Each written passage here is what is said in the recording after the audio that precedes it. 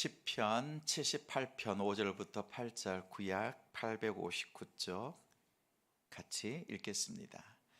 여호와께서 증거를 야곱에게 세우시며 법도를 이스라엘에게 정하시고 우리 조상들에게 명령하사 그들의 자손에게 알리라 하셨으니 이는 그들로 후대 곧 태어날 자손에게 이를 알게 하고 그들은 일어나 그들의 자손에게 일러서 그들로 그들의 소망을 하나님께 두며 하나님께서 행하신 일을 잊지 아니하고 오직 그의 계명을 지켜서 그들의 조상들 곧 완고하고 배역하여 마음이 정직하지 못하며 그 심령이 하나님께 충성하지 아니하는 세대와 같이 되지 아니하게 하려 하심이로다.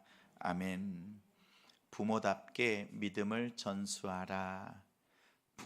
부모답게 믿음을 전수하라 라는 제목으로 말씀 전하겠습니다.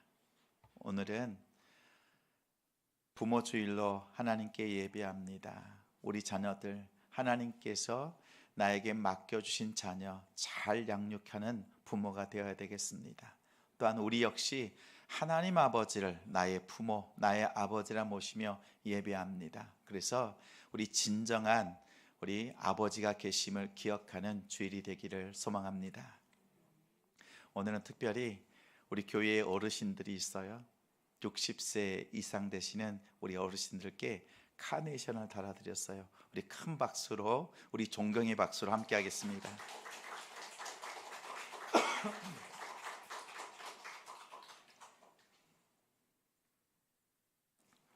카네이션을 달아드리려고 했더니 젊다고 카네이션 안 다시겠다고. 60이면 한참 젊지요, 그치요? 그러나 우리 성도들에게 있어서요, 믿음의 연조가 깊은 어르신들이 있는 것이 얼마나 감사한지 모릅니다. 조심하기도 하고 또 믿음의 아름다운 배움들이 있습니다. 더 건강하시고 더 우리 자녀손들을 위해서 기도해 주시는 우리 어르신들이 되어 주시기를 주님의 이름으로 당부합니다. 학생답다라고 할 때 어떤 학생을 학생답다고 해요? 배우려고 하는 자세가 있을 때, 뭔가 배우려고 공부하려고 할 때 학생답다라고 합니다. 그러면 부모답다 할 때는 무엇을 보고 부모답다고 할까요? 자녀를 가르치고 또 양육하려고 하는 그 마음, 태도가 있을 때 부모답다라고 할 수 있습니다. 믿음 안에서 자녀를 키운다, 양육한다라는 것에 대해서 오늘 말씀이 일러주고 있습니다. 5절과 6절 말씀 같이 읽겠습니다. 시작.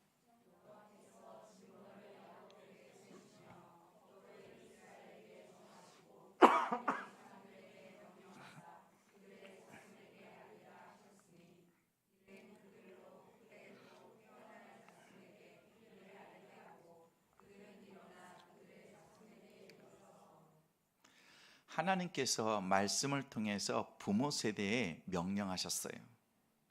자, 너희 조상들이 너희에게 전해준 것, 그리고 너희가 들어서 알고 있는 것, 이 뭐예요? 여호와의 증거, 법도, 율례. 그리고 지난날 하나님께서 너희들을 위해서 행하신 그 모든 일을 자녀에게 전해라. 자녀의 귀에 못이 박이도록 들려주라 라고 말씀하셨습니다. 그러한 목적이 있어요. 그 목적이 7절, 8절이에요. 같이 읽겠습니다. 시작.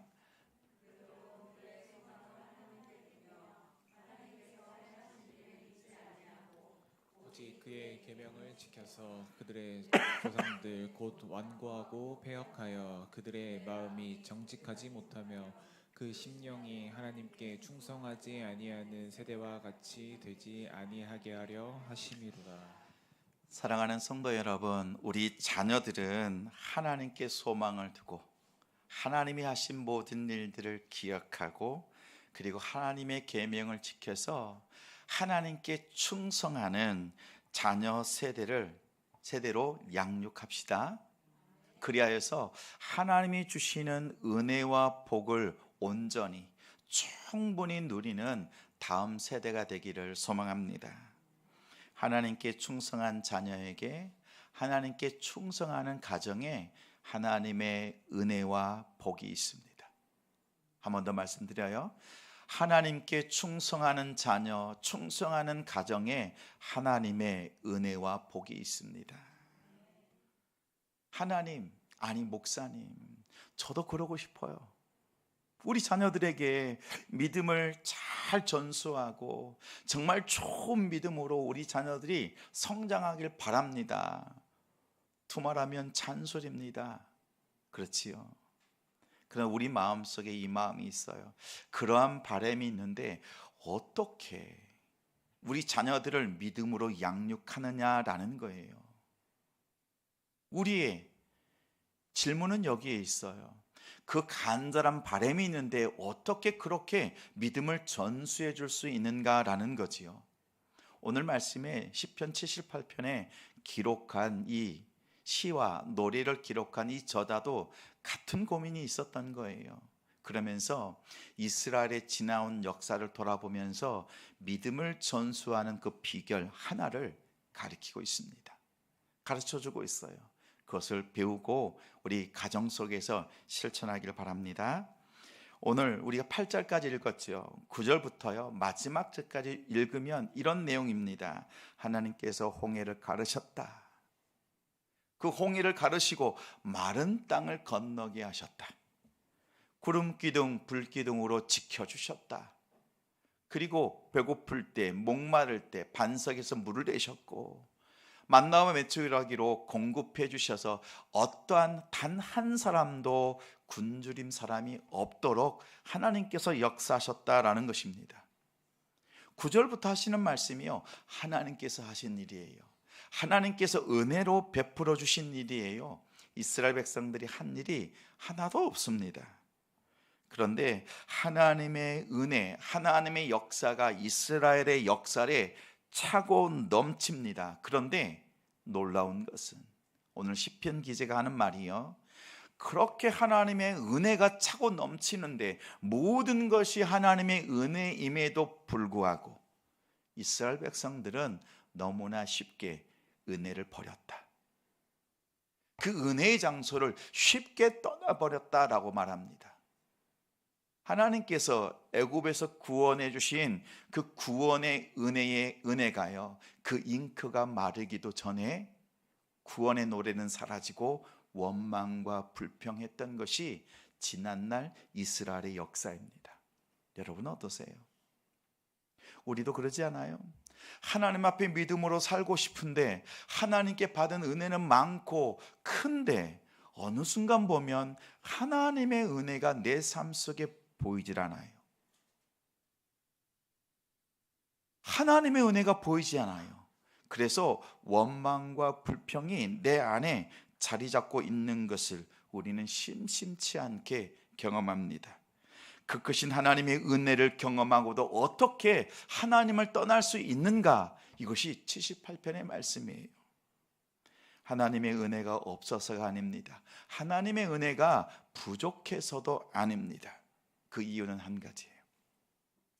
하나님의 은혜를 유지하는 법을 몰랐어요. 하나님의 은혜가 많이 있고 큰데도 그 하나님의 은혜를 붙잡을 수 있는 그 방법을 몰랐습니다. 하나님의 은혜에는 유통기한이 있습니다. 하나님의 은혜에는 유통기한이 있어요. 그 은혜의 유통기한은 하나님께 달려있지 않습니다. 그 은혜를 받는 사람들에게 그 유통기한이 달려있어요. 어떻게 그 은혜를 다루느냐에 따라서 유통기한이 짧기도 하고 평생을 가기도 합니다. 누가복음 17장에 보면 예수님께서 10명의 나병 환자, 문둥병 환자들을 고쳐주십니다. 10명이 똑같이 치료받았습니다. 똑같이 은혜 받았습니다. 그 중에 9은 치료받은 것에 확인하고 자기 집으로 자기 길로 갔습니다. 그러나 딱 한 사람, 사마리아 사람 딱 한 사람만이 돌아옵니다. 누구에게? 예수님께 돌아오는 거지요. 돌아와서 하나님께 찬양 올려드리고 예수님 앞에 엎드려서 감사했습니다. 여러분 보세요. 사람들이 다 은혜 받아요. 근데 은혜를 주신 분, 은혜의 근원이 되시는 예수님을 만나는 자리에 나오는 방법이 뭐예요? 감사. 감사하는 마음이 없는 사람들은 자기 길로 떠났어요. 은혜 받지 않은 게 아니에요. 은혜 받았어요. 큰 은혜 받았어요. 우리도 은혜 받아요. 근데 그 은혜가 너무나 빨리 사라지는 이유가 뭐예요? 받은 은혜에 대해서 감사하기를 꺼려해요. 감사하지를 않아요. 감사를 할 때 그 은혜는 지속됩니다. 내가 받은 은혜를 기억하면서 하나님 감사합니다라고 고백할 때 그 고백한 순간 그 오래전에 그 은혜는요 지금 나에게 살아있는 은혜로 역사합니다. 감사는요 우리의 믿음을, 그 은혜를 살려내는 능력이 있습니다. 많은 사람들이 은혜를 받지만 모든 성도가 감사하지 않습니다. 나병 환자처럼 나의 구원을, 내 몸을 바꿔주신 그 예수님께 감사해야 되겠다. 그 은혜의 자리, 은혜의 근원으로 나아가겠다라고 결단하고 예수님께 딱 나오자 예수님께서 더 놀라운 말씀을 해주세요. 한번 들어보시겠어요? 예수님 감사합니다 라고 하자 내 믿음이 너를 구원하였느니라. 주님께서 무엇을 선포하세요? 분명 병으로부터 낫는 것, 치유받는 것, 이것도 구원이에요. 그런데 이미 그 몸이 치유되는 역사는 경험했어요. 이제 주님은 말씀합니다. 그의 믿음을 통해서 영혼의 구원을 선포하시는 거예요. 여러분 보십시오. 믿음이 있으려고 하면 맨 앞에 뭐가 있어요? 은혜가 주어지지요. 은혜 다음에 우리가 그것에 대해서 감사할 때 믿음이 생기는 거예요. 이 믿음이 결정나는 거예요. 그런데 우리가 받은 은혜와 이 감사의 관계가 있어요. 이 감사라고 하는 것은 곱하기예요. 우리가 받은 은혜가 어떠하든지 감사를 몇 배나 하느냐에 따라서 믿음의 크기가 결정나요. 반대로 보세요. 왜 곱하기냐면 이 감사가 없어요. 은혜가 큰데 은혜가 10이라고 생각을 해봐요. 근데 이 감사가 없어요. 0이 돼버렸어요. 그럼 곱하면 뭐가 돼요? 얼마가 돼요? 0을 곱하면 아무리 큰 수여도 0이 남습니다. 그렇죠? 하나님의 그 크신 은혜와 그 많은 은혜를 경험하고도 우리의 삶 속에 감사가 없으면 믿음이 남질 않아요. 믿음이 쪼그라들어 버려요. 은혜가 보이질 않는 겁니다. 오늘 시편 기자는 그것을 말해요. 하나님께서 지난날 우리 이스라엘의 역사를 돌아봤더니 모든 것이 하나님의 역사였고 하나님의 구원의 손길이었다. 그런데 그 은혜 앞에 우리가 감사가 없는 거예요. 그러니 믿음이 보이질 않는 거죠. 반대로 우리가 이제는 이 감사를 회복한다면, 이 감사를 키운다면 우리의 믿음은, 우리 자녀들의 믿음은 커질 수밖에 없다라는 거예요. 하나님의 은혜는 변하지 않습니다. 사라지지 않아요. 변질되지 않아요. 뭐가 문제예요? 그 은혜에 대한 나의 감사가 바뀐 거예요. 작아지면 믿음은 더 작아지고 우리의 감사가 커지면 우리의 믿음은 걷잡을 수 없이 세상이 감당하지 못하는 믿음이 되는 줄 믿습니다. 감사는 곱하기예요. 여러분 감사하는 가정 보세요. 감사하는 심령 보세요. 하나님의 은혜와 그 믿음이 커질 수밖에 없습니다. 성도 여러분, 오늘 본문에서 믿음을 전수하는 방법은 한 가지라고 말해요. 오늘 본문 속에서 찾아보면 한 가지예요. 감사라는 거예요. 부모답게 믿음을 전수하는 방법은요, 감사예요. 감사. 첫 번째, 자녀에게 감사를 가르치십시오. 유대인의 가정에 가면 엄마가 자녀들의 신앙 교육을 합니다. 그러면 매일 식사 전에 자녀들에게 물어본대요. 오늘 하루에 있었던 일들 중에서 하나님께 감사한 것 한 가지만 말해 주겠니? 하나님께서 너에게 주신 그 은혜, 깨닫게 해주신 그 한 가지 한번 말해 주겠니? 그러면 아이들이 이렇게 대답하지요. 처음에는 억지로 감사거리를 썼습니다. 입으로 밥을 먹어서 감사합니다. 그럼 옆에 있는 애가 뭐라 그래요? 다른 자녀가요? 눈으로 볼 수 있어서 감사합니다. 그럼 그 옆에 있는 애가 뭐라 그래요? 코로 냄새를 맡을 수 있어서 감사합니다. 근데 이 아이들의 감사가요, 처음에는 이렇게 작고 시시콜콜하고 장난기 섞인 그런 감사처럼 들려요. 그런데 식탁에서 매일같이 하나님의 감사, 하나님의 은혜가 내 삶 가운데 어떻게 임했니? 라고 거듭 물어질 때요, 감사를 찾는 습관이 생깁니다. 그리고 어느 날엔가는 입술에서 이런 고백이 나옵니다. 친구와 화해하게 해주셔서 감사합니다. 엄마, 내가 친구한테 잘못한 게 있었어요. 그런데 친구한테 잘못한 것을 용서를 구할 용기를 주셨어요. 그래서 그 용기를 가지고 친구한테 용서해달라고 용서를 빌었어요. 그래서 하나님께 감사해요. 여러분, 우리 입술에서 자녀들의 그 고백 속에서요, 이 고백들이 나옵니다. 시험을 망쳤을 때 마음을 지킬 수 있도록 하나님께서 함께 해주심에 감사합니다 라고 고백할 수 있는 우리 자녀들이 됩니다. 감사는요, 하나님의 은혜를 깨닫는, 그 은혜를 발견하는 눈을 뜨게 하는 역할을 합니다. 하나님의 은혜를 기억하고 감사하는 자녀는요, 결코 하나님을 떠나지 않습니다. 하나님께 감사합니다라고 가르쳐 보십시오. 이 자녀는요, 결코 하나님을 떠날 수가 없습니다.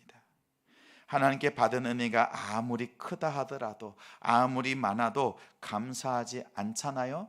그러면 그 은혜의 자리에 금세 원망과 불평이 자리합니다. 원망과 불평이 들어오잖아요. 그러면 믿음은 온데간데 없어집니다. 금세 무너져요. 반대로 아무리 작은 것이어도, 보세요, 하나님이 내게 주신 것이 작은 것 같아요. 작은 것이어도 감사할 때 지난날 그 모든 것이 은혜로 나에게 다가오고, 또 오늘 현재 지금 살아내면서 하나님께 감사할 줄 알고, 이제는 자신의 삶의 미래를 하나님께 맡기면서 하나님께서 책임져 주신다라고 하는 소망을 노래하는 자녀들로 바뀝니다. 여러분, 작은 것부터 감사하십시오. 성도 여러분, 지난 한 주간 어떠한 감사 제목들이 있으셨어요? 무엇을 감사할 수 있어요? 지난 한 주간에 힘든 거 뭐예요? 어려웠던 거 뭐예요? 하면 바로 나와요. 근데 하나님의 은혜, 하나님께서 베풀어 주신 그 감사, 기쁨이 뭔가요? 생각하면요, 이걸 찾는 데 시간이 걸려요.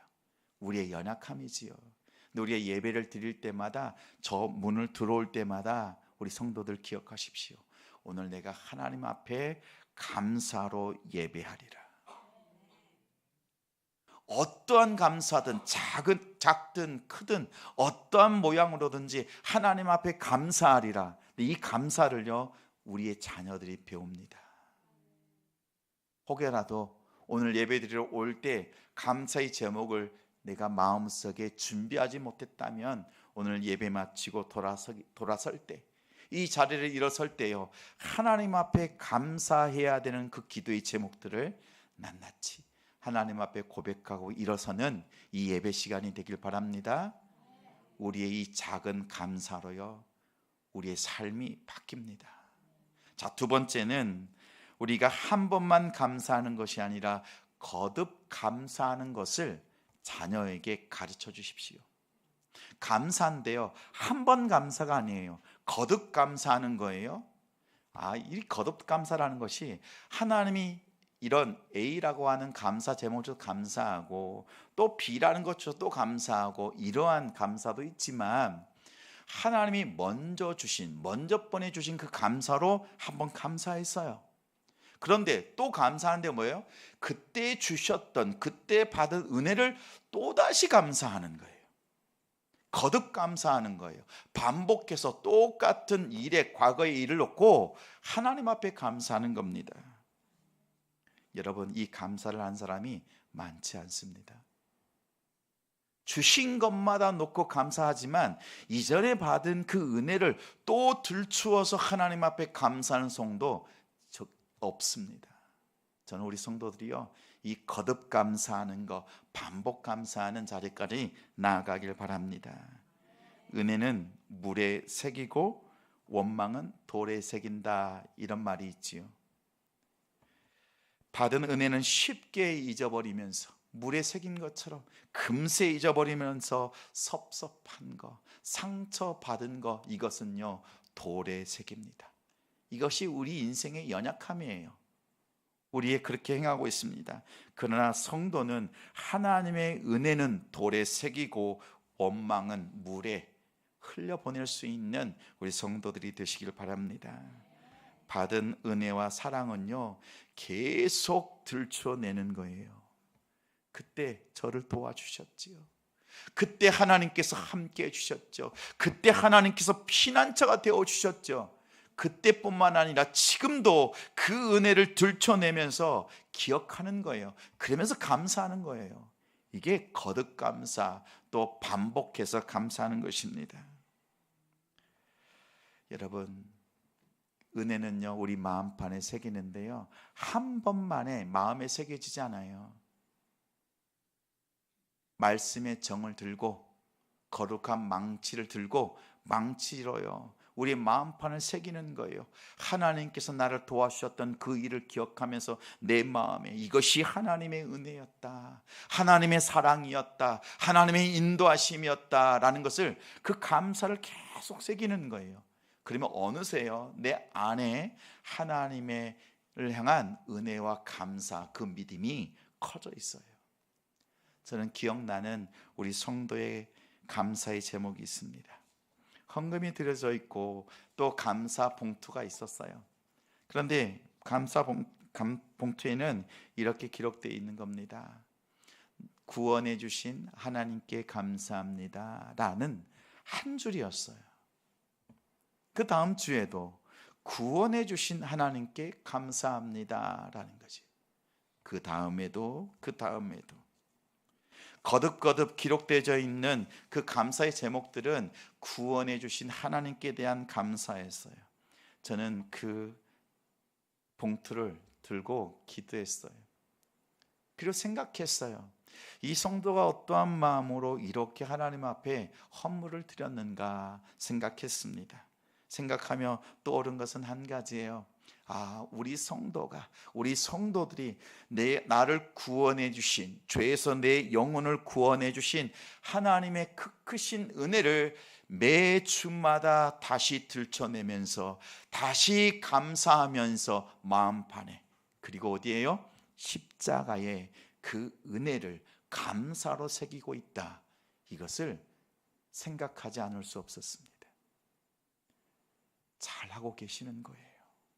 여러분, 하나님께 구원받은 것을 감사하는 것 얼마나 중요한지 몰라요. 여러분, 언제 구원받았어요? 그러면 최근에 예수님 영접한 성도도 있지만 10년, 20년, 30년 지난 우리 성도들도 있어요. 우리 어른 성도들도 있어요. 그런데 우리 어른 성도들의 믿음을 가만히 보세요. 우리 권사님, 우리 집사님들 보세요. 20년, 30년 전에 내게 주신 하나님의 구원의 그 은혜를 어제 받은 그 은혜처럼 생생하게 기억해내는 것, 그래서 감사함으로 거듭 감사하며 나아가는 것. 여러분, 그 거듭 감사하는 믿음의 습관이 있잖아요. 결코 은혜가 마른 적이 없습니다.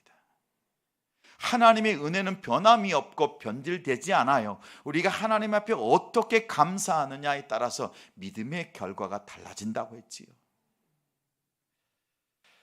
제가 아는 젊은 신혼부부 가정이 있습니다. 믿음의 가정이에요. 저에게 목사님 기도해 주십시오라고 문자가 왔어요. 내용을 들어보니까 이런 겁니다. 이제 막 태어났어요. 신혼부부고 이제는 첫 아이가 태어났습니다. 그런데 의사가 진단을 하면서 얘기를 하는 거예요. 눈 안에 망막 색소가 부족합니다. 네, 많이 부족해요. 이런 상태면 이 아이는 성장하면서 시력을 잃을 수밖에 없습니다 라는 거죠. 이게 청천벽력 같은 이야기를 듣고 목사님 기도해 주세요. 그리고 믿음의 공동체에 기도 부탁을 했습니다. 그리고 기도를 부탁을 하고 본인이 기도를 하는데 입술에서 원망이 나오더랍니다. 아니 하나님, 이 아이가 갓난 이 아이가 무슨 죄가 있어서 또 저희 가정이 이렇게 어려움과 시련을 주십니까? 라고 원망이 막 터져 나오더랍니다. 그런데 저한테 고백하는 거예요. 이분이 나중에 목사님 계시를 받거나 하나님의 음성을 듣거나 그런 건 아니에요. 그런데 하나님께 간절히 기도하는데 내 마음속에 불평이 막 터져 나오는데 제 마음속에 마치 하나님께서 말씀해 주시는 것처럼 그 음성이 들리는데 내가 이 일을 통해서 내가 너의 자녀를 통해서 내가 너의 가정을 어떻게 구원하는지 보여주겠다. 이 말씀을 주시듯이 이 마음속에 들려오더랍니다. 그런데 그 말씀이 들어오자 평강이 임하는 거예요. 그래서 하나님께서 어떻게 이루실까 생각하고 지난주에 다녀온 거예요. 진찰을 받았어요. 우리 성도들이 생각하는 것처럼 해피엔딩이었어요. 그 망막 색소가 없는데 문제가 된다라고 판단이 되어서 부모에게 알려줬는데 그 색소가요 완전히 꽉 찬 거예요. 오히려 이후로는 다시는 재검, 진찰, 추적 관찰도 필요 없을 정도로 회복되었다라는 것이었어요. 언제 회복되었을까요? 언제 회복되었을까요? 진짜 받을 때? 하나님께서 그 마음에 내가 하겠다, 내가 이루겠다라고 했을 때, 그 평강의 마음을 부어주셨을 때 이미 하나님은 이루신 줄 믿습니다. 나중에 의사를 통해서 확인하게 하시고 완전히 치유되는 것을 감사하게 하셨어요. 근데 이 집사님이 이런 얘기를 합니다. 목사님, 그런데 제가 저 자신을 돌아봤어요. 이 자녀의 문제가 오니까 저의 문제보다 더 크게 느껴졌고 원망이 더 크게 터져 나왔습니다. 그런데 또 다른 문제가 오면 또 하나님 원망할 것 같아요. 여러분 그러지 않겠어요? 이스라엘 백성들이요 홍해를 건너는 기적, 그리고 250만 명이 물을 먹는, 반석에 터져나오는 물을 먹는 그 기적을 체험하고도 원망했어요. 우린 생각하죠. 아니 그런 기적을 체험하고도 원망한다고? 아니요. 우리도 똑같을 겁니다. 또 다른 문제가 생기면 또 원망합니다. 하나님 향해서 원망합니다. 근데 이 형제가 그 고백을 하는 거예요. 내게 또 다른 문제가 온다면 하나님을 원망할 것 같아요. 그런데 기도를 통해서 하나님께서 이 주시는 이 마음의 확신을 주시고 응답을 주신, 그리고 감사로 하나님 앞에 믿음을 올려드리게 하신 이 시간을 기억하겠습니다. 또 원망이 솟아 나올 때, 터져 나올 때 하나님께서 내 자녀를 어떻게 구원해 주셨는가, 이 감사를 다시 들춰내고 이 자녀를 바라볼 때마다 하나님 앞에 감사하겠습니다는 결단을 하는 거예요. 이 자녀의 이름이요 은우였어요. 공교롭게도요 은이 넉넉할 은, 은의 은자예요. 하나님의 은혜가 넉넉하게 풍성히 주어지는 인생이 되기를 바랬던 그 이름처럼요 시작부터 하나님의 은혜가 가득한 가정 자녀가 되고 있어요. 여러분 보십시오. 이제 자녀를 바라볼 때마다 뭘 생각하겠어요? 이 가정이, 이 부부가 갓 태어난 그 아이의 시선, 그것을 하나님께서 치유해 주셨다. 그리고 영을 뜨게 해주시고 그 눈을 열어서 하늘을 바라보고 하나님의 자녀로 양육하지 않겠습니까? 그리고 또 어려운 문제들이 오면 구원하신 그 하나님을 다시 한번 기억해내고 또 감사해내지 않겠습니까? 여러분, 자녀에게 감사를 가르칠 때요, 주어진 것마다 감사하는 것도 잘 가르치십시오. 크고 작은 것에 다 감사하고요, 지난날에 하나님 앞에 감사했던 것을 또다시 감사해낼 수 있는 거듭 감사, 처음 들어보셨죠? 반복해서 감사하는 것, 이것이요 우리의 믿음의 결과를 다르게 바꿔놓습니다. 우리가 똑같은 은혜 앞에서 감사하고 또 감사하고 3번, 4번 감사하잖아요. 감사는 뭐라고요?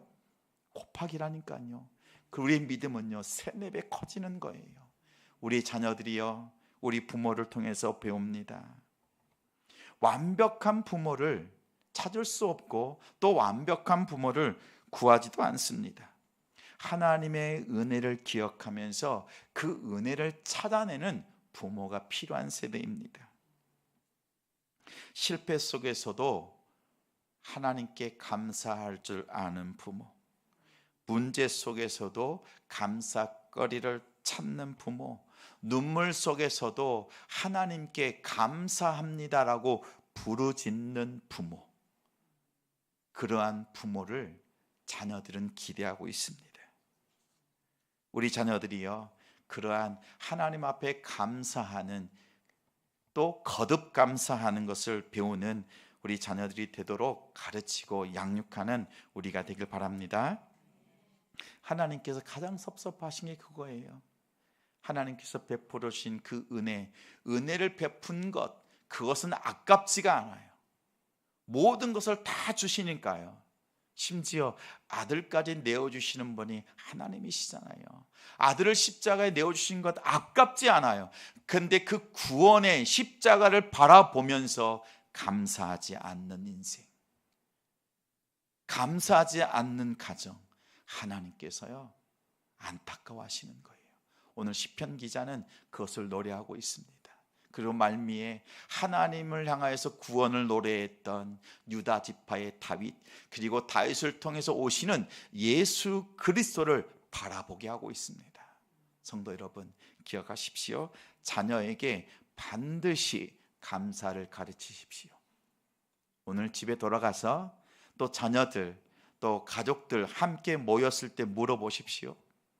오늘 하나님께서 너에게 주신, 우리에게 주신, 우리 가정에 주신 하나님의 은혜 무엇이 있습니까? 감사거리 무엇이 있습니까? 서로 나눠보세요. 비록 서툴더라도 해보십시오. 우리의 감사가 달라질 때 우리 자녀들의 믿음은 우리가 감당할 수 없는, 세상이 감당할 수 없는 그 믿음으로 변화되는 줄 믿습니다. 자녀에게 감사를 가르치고 똑같은 은혜 앞에서도 반복해서 거듭 감사를 가르칠 수 있는 우리 성도들, 가정이 되시기를 주님의 이름으로 축원합니다.